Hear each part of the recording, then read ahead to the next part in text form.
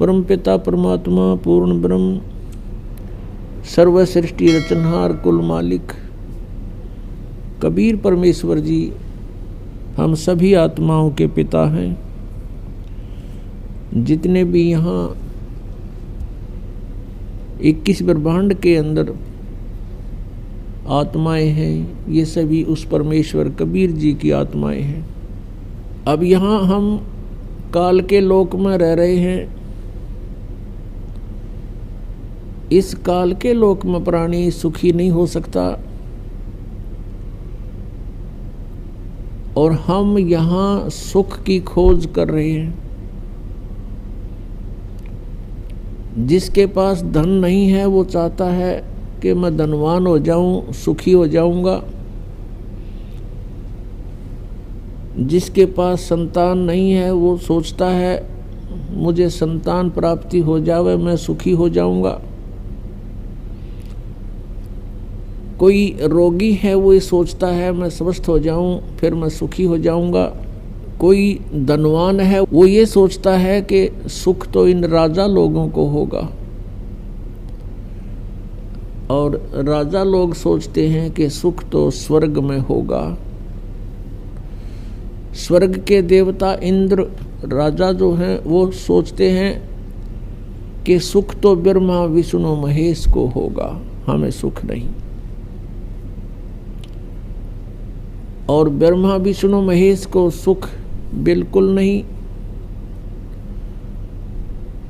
उदाहरणार्थ जैसे भगवान श्री विष्णु जी के अवतार श्री रामचंद्र जी राजा दशरथ के घर जन्म लेकर के अयोध्या में प्रकट हुए। उनका फिर विवाह हुआ, विवाह होते ही वनवास हुआ। वनवास से उनकी धर्मपत्नी का अपहरण हुआ, फिर युद्ध हुआ। 12 वर्ष तक युद्ध हुआ। युद्ध तो 2-4 मिनट घंटे का बहुत हो जाता है। उसके पश्चात रावण का वध करके सीता जी को घर ले आए। कुछ ही दिनों के बाद, कुछ वर्षों के उपरांत किसी के व्यंग से सीता जी का परित्याग कर दिया, अपनी धर्मपत्नी का जो गर्भवती थी। स्वयं कहीं रहे, संतान कहीं रही। तो इससे सिद्ध है कि उस विष्णु जी को भी यहाँ सुख नाम की चीज नहीं। फिर वही विष्णु जी के अवतार श्री कृष्ण रूप में जेल में जन्म हुआ। मामा शत्रु हो गया, कभी जरासिंह, कभी शिशुपाल, कभी पूतना, कभी केसी आदि से उनको मरवाने का प्रयत्न जारी रहा। अंत में भगवान ने मथुरा को त्याग दिया। समुद्र में जाके एक टापू पर शरण ली। वहाँ एक द्वार की नगरी बना करके सारी सेना को वहाँ रख करके शेष जीवन वहाँ व्यतीत किया। उसके उपरांत अंत समय क्या हुआ, भगवान श्री कृष्ण जी का 56 करोड़ उनके वंशज हो गए थे। 56 करोड़ पोते पर पोते, पुत्र, रिश्तेदार, नाती, और वो भी श्री कृष्ण जी के सामने सब मृत्यु को प्राप्त हुए। आपसी युद्ध हो गया दुर्वासा जी के श्राप से, और श्री कृष्ण जी के सामने पूरा कुल नाश हो गया। क्या वो प्राणी सुखी हो सकता जिसके आगे सारे मर जाएं? तो यहाँ परमात्मा कबीर परमेश्वर जी हमें याद दिलाते हैं, भजन करो उस रब का जो दाता है कुल सब का। भजन करो उस रब का जो दाता है कुल सब का। उस परमेश्वर की भक्ति करो जो सबका मालिक है, सबका दाता है। जिसमें श्री रामचंद्र जी वनवास में थे, सीता जी का अपहरण हो गया था उनकी धर्मपत्नी का। वो लिपट लिपट कर पेड़ों से और वन के वन्य जानवरों से रो रहे थे, पूछ रहे थे, मेरी सीता को देखा। ऊपर से भगवान शिव और पार्वती भी झांक रहे थे। भगवान शिव ने प्रणाम किया क्योंकि ये उनके बड़े भाई हैं। पार्वती ने देखा कि आप किसको प्रणाम कर रहे हो। भगवान शिव ने कहा कि नीचे भगवान विष्णु हैं राम रूप में, मैं उनको प्रणाम कर रहा हूँ। पार्वती कहने लगी भगवान होकर रोए, मैं तो नहीं मानती ये विष्णु जी हो सकते हैं, मैं इसकी परीक्षा लूँगी। भगवान शिव ने कहा कि तू परीक्षा मत लेना और सीता रूप मत बनाना, मेरे काम की नहीं रहेगी तू। उस समय तो पार्वती जी ने कहा कि ठीक है, मैं नहीं परीक्षा लूँगी। जब भगवान शिव जी इधर उधर गए सैर सपट्टे को, पीछे से सीता रूप बनाया, श्री रामचंद्र जी के सामने खड़ी होगी। अब रामचंद्र जी ने उस समय पार्वती जी को पहचान लिया, क्योंकि काल ने उसकी बुद्धि ऑन कर दी और पहले ऑफ कर दी। अपनी पत्नी का तो न्यों पता ना, वह ले गया कौन उठा के, और फिर वो ज्योतिषी हो गया, भविष्य का वक्ता हो गया। एकदम पहचान लिया कि तू तो पार्वती है। ये दक्ष पुत्री यहाँ कैसे आ गई, भगवान शिव को क्यों छोड़ाई। वो शर्मिंदा हुई, आके भगवान शिव से कहा कि सचमुच वो तो सचमुच विष्णु जी हैं, आप ठीक प्रणाम कर रहे थे। तो शिव जी बोला कर दिया काम, ले ली परीक्षा। हंसने लगी, नीचा मुंह कर लिया। तो उस दिन से उसने भगवान शिव ने कहा कि तू आज मेरे काम की नहीं रही, क्योंकि तूने मेरी माँ का रूप बना लिया। बड़े भाई की पत्नी माता के तुल्य होती है, कि तूने मेरी माँ का रूप बना लिया, मेरे काम की पत्नी रूप में नहीं रही। तो पुण्यात्मा युग काल के इसे बखेड़े हैं। अब उस पार्वती ने सोचा कि यो पक्का है जद का। अब यो मुंह तो बोला नहीं, बोलना बंद कर दिया। कई दिन तो रही उसके साथ, फिर वो बात ही नहीं कर रहा, मुंह फेर कर बैठ जाता है। पार्वती ने सोचा यो तो नरक हो गया, घर नहीं रहा। तो बेटी को फिर कुछ दिखाई नहीं देता, अपना पीहर दिखाई देता है माँ का। उन्हें सोचा अपने माँ के चलती हूँ, कुछ दिन इसकी बुद्धि ठिकाना आ जाएगी।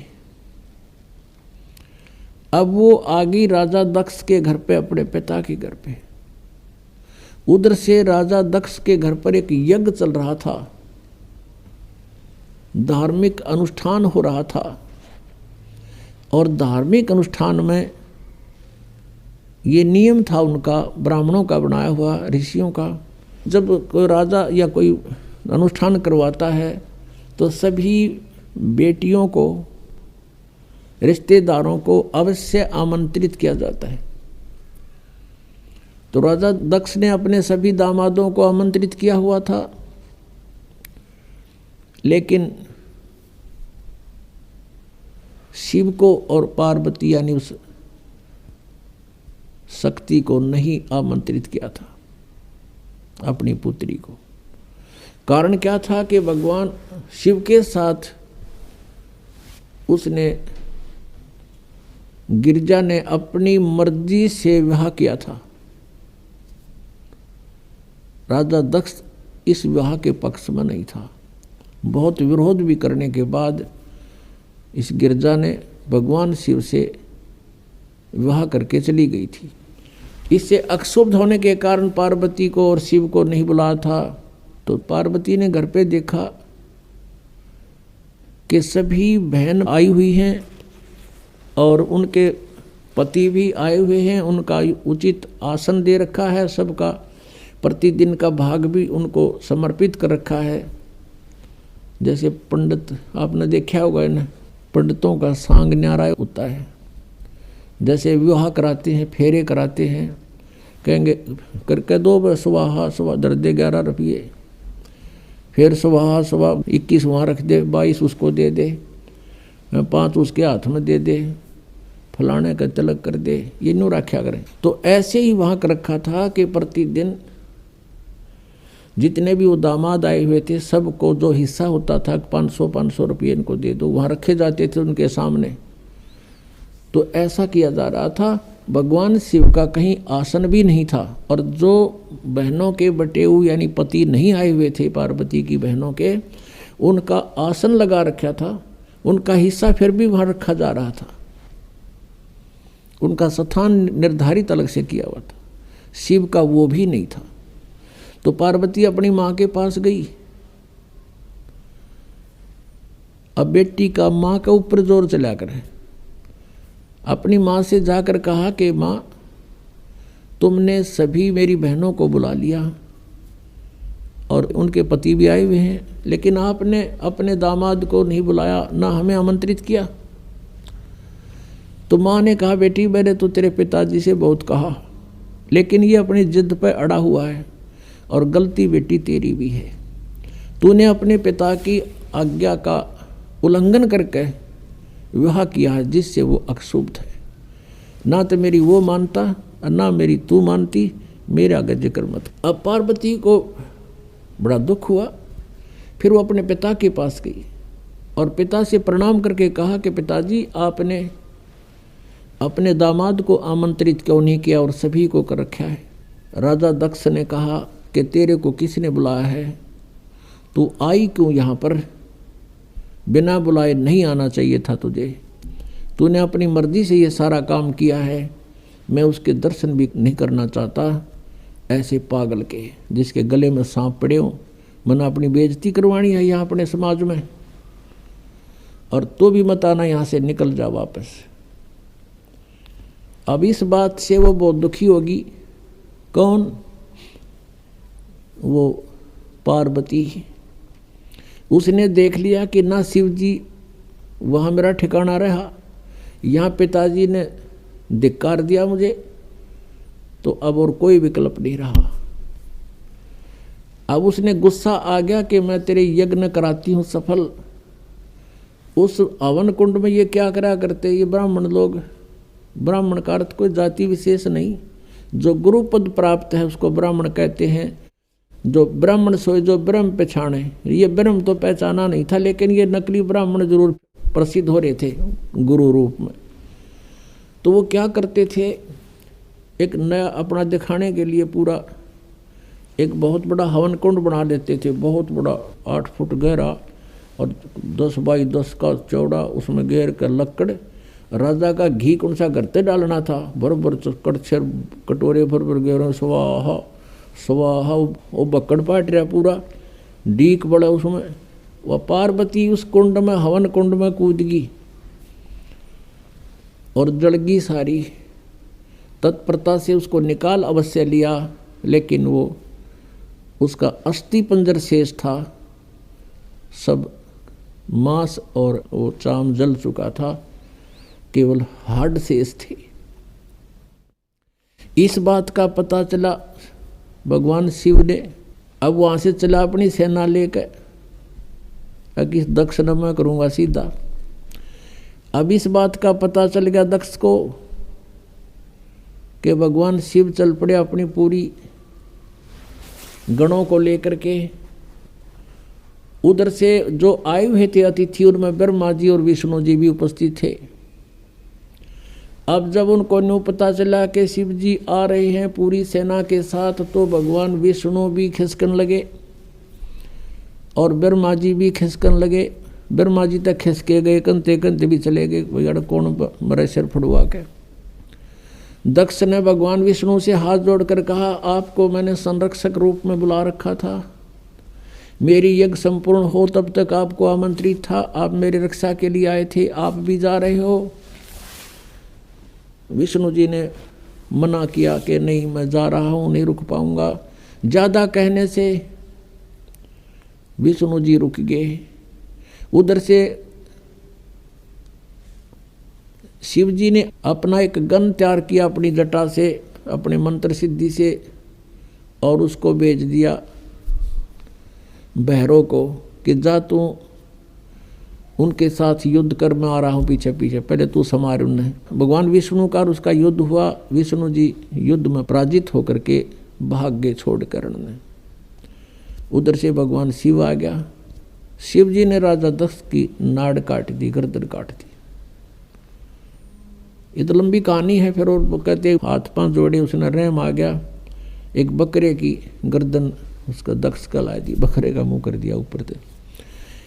अब जब तक इनके श्वास हैं तो ये भगवान उनको एज इतना लाभ दे सकते। फिर क्या देखा, अब पार्वती को वहाँ जला हुआ देखा, भगवान शिव में मोह का सागर उमड़ गया। जब तक मुंह फेर कर सोया था और अब उस जड़े हुए कंकाल को सीने से लगा लिया उठा के, और पार्वती पार्वती पार्वती पागल सा होकर न घूमो जंगला में गए, नाना ने दौड़ा। कहते 10,000 वर्ष तक ऐसे भटकता रहा और उस अस्थि पिंजर को साथ सीने से लगा रहा पार्वती जान के। कहते हैं फिर भगवान ने देखा कि ये तो बिल्कुल मोह के अंदर पागल हो चुका है। कहते हैं सुदर्शन चक्र से उस अस्थि पिंजर के यानी पार्वती वाले उस बॉडी के हड्डों को सुदर्शन चक्र से छिन्न भिन्न कर दिया। कहते हैं जहाँ आँख पड़ी वहाँ नैना देवी, जहाँ धड़ गिरा वहाँ वैष्णो देवी, जीभ गिरी वहाँ ज्वाला देवी के मंदिरों की स्थापना होगी। अपुणात्माओं ये जैसे वैष्णो देवी का मंदिर, ज्वाला जी का मंदिर और जैसे नैना देवी का मंदिर, ये जो मंदिर होते हैं ये यादगार होती हैं। ये यादगार बनाई गई थी कि जो इतिहास है पुराणों में, आने वाले समय में कोई इनको झूठा ना कह दे, इसलिए वो यादगार बनाई गई थी, छोटी छोटी मंडी सी। और वहाँ पर पुजारी बैठा दिए गए थे, आसपास के लोगों के द्वारा एक पैसा इकट्ठा करके उनको वहाँ एक नौकरी के तौर पर छोड़ दिया था कि तुम आने वालों को यहाँ कोई दर्शनार्थ आवत इतिहास बताना कि ये मंदिर ऐसे बना है। बस इतना काम था उस पुजारी का। फिर समय बदलता चला गया, उसको किसी ने पैसे देने बंद कर दिए तो उसने फिर वहाँ चढ़वाना शुरू कर दिया कि अभी आए हो तो दान भी करो। ऐसे फिर पीढ़ी दर पीढ़ी चल करके तो वहाँ इस प्रकार दक्षिणा का भी एक रिवाज बन गया। वास्तव में ये सिर्फ इतना ही काम है कि ये यहाँ ऐसी घटनाएं घटी थी जैसे। तो पुण्यात्माओं आगे चलते हैं, इसी कथा को पूरा करते हैं। अब प्रसंग चल रहा है कि भजन करो उस रबदा जो दाता है कुल सबका। जैसे हम श्री ब्रह्मा जी, श्री विष्णु जी, श्री शिव जी की पूजाएं करते हैं तो इन भगवानों की स्थिति इस ज्ञान से पता चलेगा। अब क्या होता है कि जब भगवान शिव ने देखा कि अस्थि पिंजर भी नहीं रहा तेरे पास, फिर उसका मोह भंग हो गया। मोह भंग हुआ तो उसने जो सोचा कि ये हालत मेरी किस कारण से हुई। उसने अपनी सूझबूझ से ये ढूंढा, इसका कारण खोजा कि भी मैंने विवाह करवाया और पत्नी पर विश्वास किया, मेरी पत्नी ने मेरे से विश्वासघात किया, मेरे से पीछे से जाकर के एक परपुरुष से इसने बात की और अन्य रूप धारण कर लिया। ये कुछ भी कर सकती थी, जिस कारण से वो अक्षुब्ध हो गया और उससे बात करनी बंद कर दी कि मैं तेरे ऊपर बहुत विश्वास करता था, तू भी विश्वासघातन निकली, तो मैं किस पे विश्वास करूं। इस निष्कर्ष से भगवान शिव ने सोचा कि मैंने विवाह करवाया तो पत्नी में मोह हुआ और पत्नी बेवफा निकली। अब ऐसा यत्न करूं कि मेरे अंदर ये काम वासना समाप्त हो जाए, जिस कारण से मुझे विवाह की आवश्यकता पड़ी।